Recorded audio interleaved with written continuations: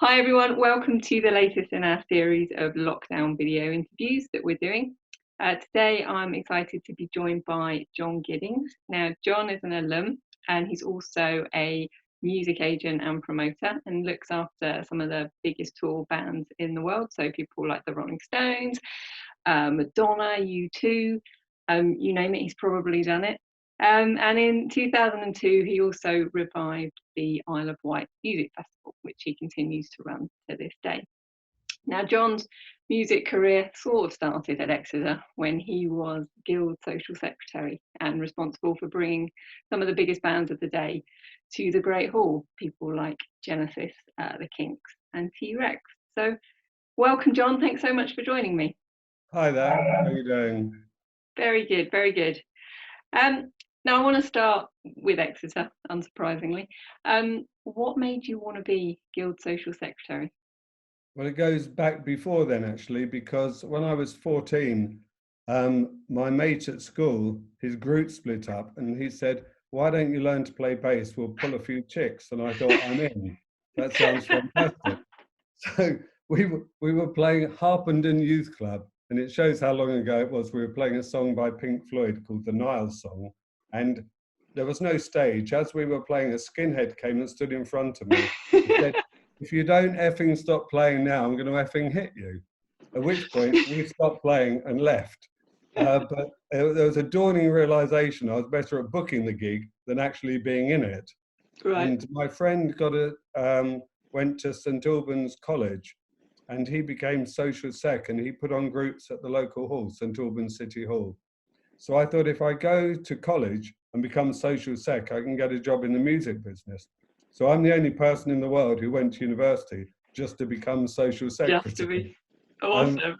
I put my hand over the courses, and I looked where it said my A levels, English, Geography, History, and it said philosophy and sociology. I still don't know what they are now.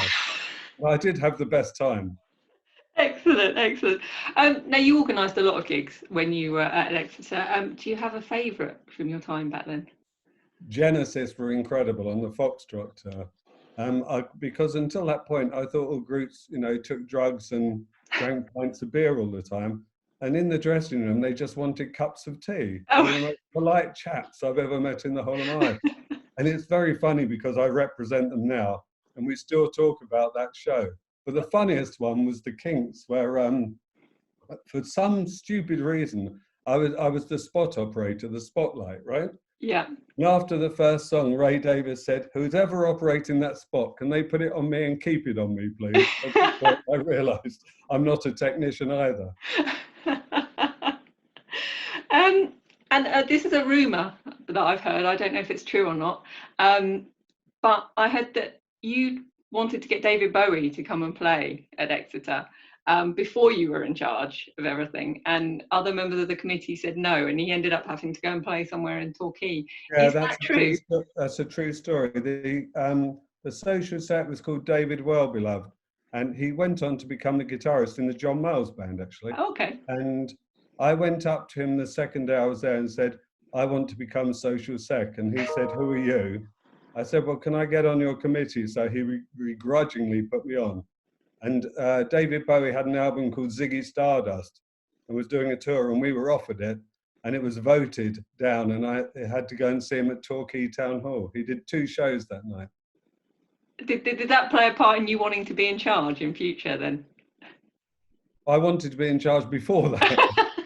I think sheer arrogance, really. We turned down Lou Reed. That was pretty spectacular. I booked Bob Marley and the Wailers, and they pulled out. But what I didn't realise was how great Exeter Hall was compared to other universities, until I started going around. Yeah. Because The Who made an album called Live at Leeds. Yeah. So we thought, Jesus, at university they made a Who album, and it was in their refectory. It was rubbish. And I went there, I thought, we've got a better place than that. It held 1,800 people. But the thing I did when I became social sec was, the Guild of students were losing a fortune. There were only 3,500 students at that time. Very different. The hall held 1,800 people. So we opened it up to the general public, and then we sold out every time because all the people from town wanted to see concerts Cool. in a decent Yeah. concert hall. Now, moving on a little from Exeter, when you left, you went pretty much straight into being an agent, and that was that, onwards and upwards. How did your career get started? Well, I actually wanted to work at a record company, and it's hard to believe there were 21 record companies at that moment in time. And I got a rejection letter from every single bloody one. So I thought, oh my God, I'm going to have to become one of these agents that come down for the weekend and chat up all the girls. And who was I? My first one I was turned down by. And the second one, they couldn't decide between me and a guy called Paul Lowsby, who was at Leeds University, funnily enough. So they employed both of us. Paul now manages David Gilmour and Jules Holland. He's still around. But after a month of being bullied, because you go from being a big fish in a tiny pond to a tiny fish in a huge pond. And essentially we got bullied, but I was so lucky that I joined the summer of punk, because I rented a flat in West Kensington and walked into a pub which is now called the Three Kings, but it was called the Nashville at the time. And there was this group on stage with spiky hair, and the lead singer had a Pink Floyd t-shirt, my favorite group in the world. And he'd written, "I hate" above it. How dare you hate Pink Floyd? And the audience were jumping up and down in front of the stage. And he stubbed a live cigarette out on his arm, which was actually quite shocking. And they were called the Sex Pistols. So it was a brilliant time to enter the music business. Yeah, I can imagine. Groups had hit singles immediately. I took on the Adverts, X-Ray Specs, and they were the Stranglers. You know, we did a tour with the Stranglers that had 25 shows on it in 25 days. I said to Hugh Cornwell, "Aren't you going to lose your voice?" He said, "I haven't got one in the first place." Cool. Now, nowadays, you look after some of the biggest tours for the biggest bands. What's it like having the responsibility of organising something of that scale? In the you've got to meet the expectations of hundreds and thousands of fans all over the place. Well, you learn it the hard way, really. I mean, I remember, I think it was 1987 when David Bowie's agent in America phoned me up and said, "Can you get Wembley?" And I sent him back the availabilities for Wembley Arena, and it was actually Wembley Stadium he wanted. At which point I nearly wet myself. Like, oh my God, what am I going to do? And I remember driving up to Wembley Stadium. Did I drive? Probably got the tube. And standing there, my legs were literally shaking because I was so scared of it. And then I thought, oh, sod it, it's just a bigger gig, you know. Just have to take on the responsibility, and you realize you enjoy the crack of making things happen and entertaining people. I know, I don't understand why I do it either. Well, as well as all the concert promotion, 18 years ago, you revived the iconic Isle of Wight Festival as well. What made you want to take that on? That was another stupid move. In 2001, the Isle of Wight Council wrote to everyone in the music business and said, "Do you want to restart the Isle of Wight Festival?" Everybody ignored them. They thought, it's insane having a festival on an island you can only get to by boat. Yeah. But I was there in 1970, saw Jimi Hendrix, The Doors. Oh, wow. I spent my life going to other people's festivals. And I thought, sod it, why don't I have a go at doing my own one? And I went down, I remember sitting on the ferry on the Solent, thinking, wow, this is fantastic. And I went and met with the council, and they voted, 8 people voted for and 7 people voted against it happening. So 1 vote carried the whole thing. And everybody thought I was insane. So the first year I did it on behalf of the council, and they lost £500,000. And the second year they promptly gave it to me, and I lost £500,000. And the third year, luckily, I booked The Who and David Bowie, and we sold 35,000 tickets, and the rest is history. Wow. Wow. And how does it differ from organising a tour? Obviously, you've got one venue, lots of bands, rather than lots of venues, one band. It's very different, because when you do a tour with Madonna, U2, the Rolling Stones, they tell you what to do. They bring their own stage. They tell you what the security system should be. They're effectively in charge of their own show. Right. You implement it on their behalf.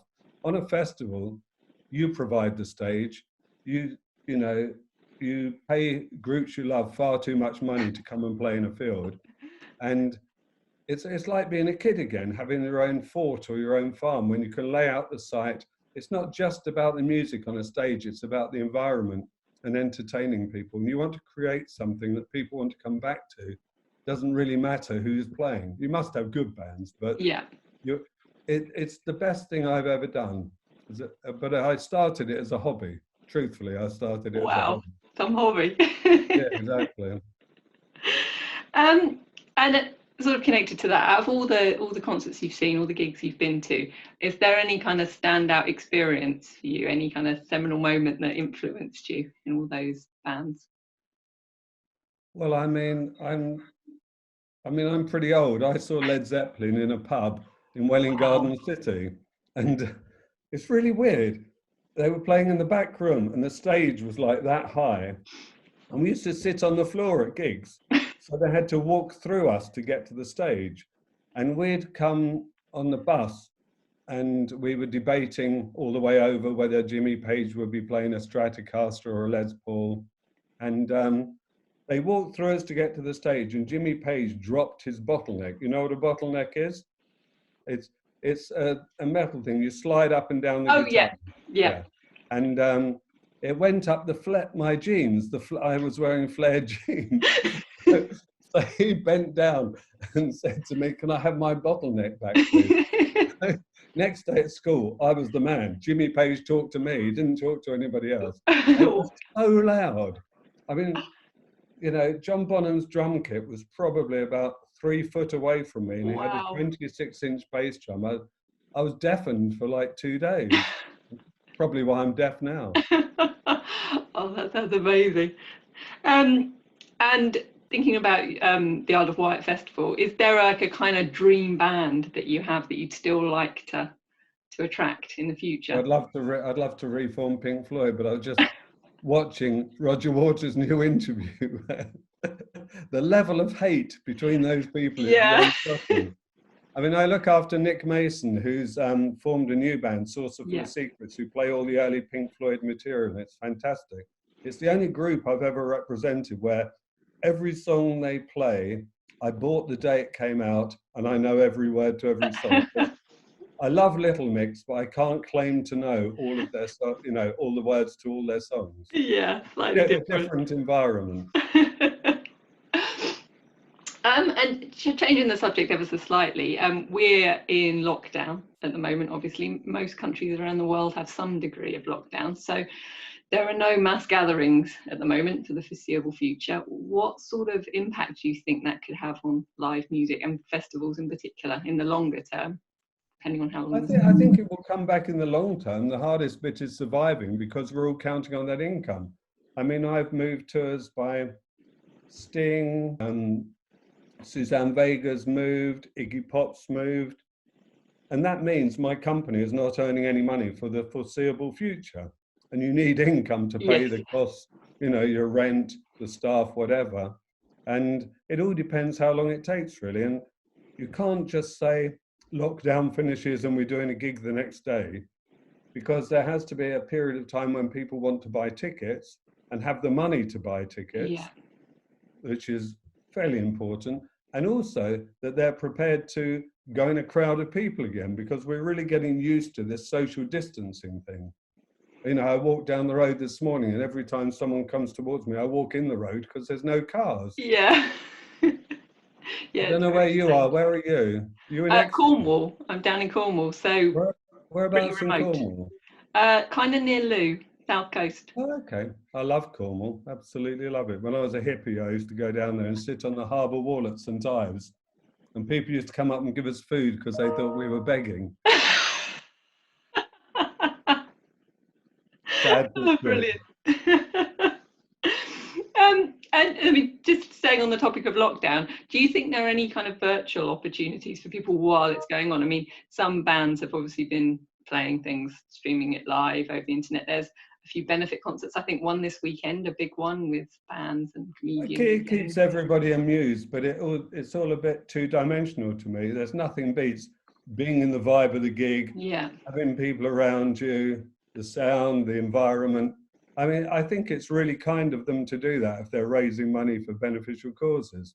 But it's up to them. I mean, everybody's getting in on it, aren't they? I was yeah. more impressed by the guy walking around his garden 100 times and raising £14 million. I'm Yeah. surprised for my artists to do that.